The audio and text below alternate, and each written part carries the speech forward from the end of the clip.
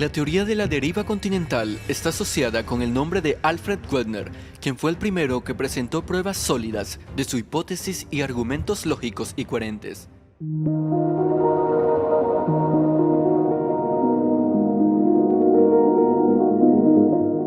Alfred Wegener nació el 1 de noviembre de 1880 en Berlín, Alemania.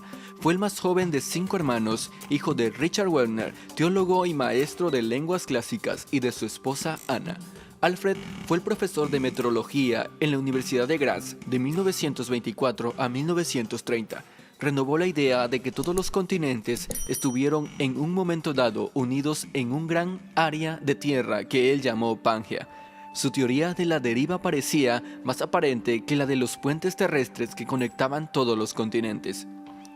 Propuso un mecanismo para la deriva continental que centró en su afirmación que la rotación de la Tierra originó una fuerza centrífuga hacia el ecuador. Pensaba que Pangea se originó cerca del Polo Sur y que la fuerza centrífuga del planeta originó que el protocontinente se rompiera y los continentes resultantes vayan a la deriva hacia el ecuador. Sus teorías descritas en El origen de los continentes y de los océanos en 1915 no fueron corroboradas por los científicos hasta el año 1960, cuando la investigación oceanográfica descubrió el fenómeno conocido como expansión del fondo del mar. En 1913 contrajo matrimonio con Else Köpping, hija del meteorólogo Vladimir Köpping, maestro y mentor de Wegener. Tuvieron 3 hijas, Hilde, Sophia Kay y Hannah Charlotte. El origen de la teoría fue cuando en 1910 un amigo de Wegener recibió un atlas del mundo como regalo de Navidad. Este le escribió a su esposa que había quedado aturdido con la congruencia de las costas atlánticas de América del Sur y África, que parecían continentes antes continuos. Köpping razonaba que, probablemente, muchos científicos, cuando veían el mapa del mundo, ya se habían preguntado sobre la similitud de las costas del Atlántico. Pero ahora esta similitud había sido notada por un geofísico experto, un hombre brillante de gran energía, quien no se detendría ante nada para conseguir el tema y retomar hechos de otros campos de la ciencia que estuvieran ligados a él. Köpping también previó lo que más tarde padecería Wegener al señalar que trabajar en temas que caen fuera de los límites tradicionales de la ciencia naturalmente lo expone a uno a ser considerado con desconfianza por algunos, si no es que por todos. En 1911, Wegener encontró un reporte sinóptico con evidencia paleontológica en favor de una posible antigua conexión entre Brasil y África, lo que lo llevó a ahondar sobre una revisión ya no solo paleontológica, sino también geológica, sobre una unión anterior a través del Atlántico. Si bien había evidencia geológica y paleontológica sobre una antigua conexión intercontinental, la teoría geofísica vigente era esencialmente incorrecta, de modo que había que intentar otras hipótesis. Una sería minimizar la evidencia de la antigua conexión, otra sería ignorar la evidencia geofísica contra la antigua teoría y seguirla apoyando como si nada hubiera pasado. Un tercer camino sería reunir la nueva evidencia geofísica con la antigua evidencia geológica.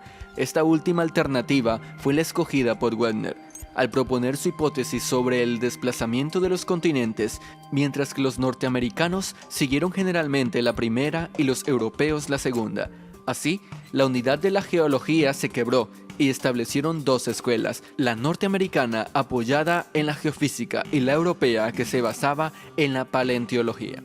Wegener presentó sus ideas al público por primera vez el 6 de enero de 1912 en una conferencia en la Asociación Geológica de Frankfurt am Main. Una segunda conferencia fue dictada en enero de 1912 en la Sociedad de Avances de las Ciencias Naturales en Marburg. Después de dar a conocer sus ideas, Wegener partió en una segunda expedición a Groenlandia. En vista de los peligros que encaraba, dejó a manera de testamento un manuscrito, el cual se publicó en 3 partes, en abril, mayo y junio de 1912. La teoría de la deriva continental apareció por primera vez en forma de libro con el título El origen de los continentes y océanos, que se publicó en Brunswick en 1915. En su obra, Wegener postula que a principios del Mesozoico Un enorme supercontinente, dominado Pangea, se había dividido y los fragmentos que lo componían se habían separado. América del Sur y África empezaron a separarse en el Cretácico, al igual que América del Norte y Europa, pero estas habían conservado un contacto por el norte hasta el Cuaternario. La Pangea fue una masa con una línea de costa irregular, rodeada por un océano, la Pantalaza, que constituía el ancestral Pacífico.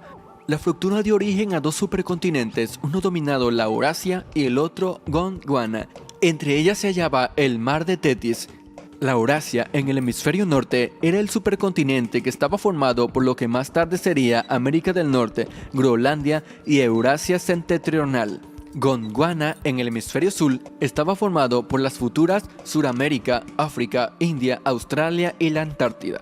De acuerdo con Wagner, América del Sur debió haberse separado de África en dos partes que luego, con los fragmentos de un témpano agrietado, se separaron cada vez más, por lo que sus bordes todavía concuerdan en la actualidad. La Antártida, Australia y la India estaban situados junto a Sudáfrica hasta comienzo del Jurásico, formando con Suramérica un único continente parcialmente cubierto por mares someros que entre el Jurásico y el Terciario se fragmentó en bloques aislados, lo que luego derivaron en todas direcciones. En cuanto a la India, se trataba de un bloque cubierto totalmente por mares someros que la unían al continente asiático. Tras la separación de Australia, por una parte en el Jurásico inferior y por otra de Madagascar en el límite Cretácico-Terciario, este bloque fue plegado cada vez más por la aproximación de la India a Asia, constituyendo hoy una de las mayores cadenas de montañas de la Tierra, el Himalaya. Wagner en 1929 escribe: si tomamos la teoría de la deriva como base, podemos satisfacer los requisitos legítimos tanto de la teoría de los puentes continentales como de la teoría de la permanencia. Esto quiere decir que hubo conexiones entre los continentes actualmente separados, pero no intercontinentales, que luego se hundieron, ya que hay permanencia, pero no de cada océano o continente individual, sino del área y de las cuencas marinas en su conjunto.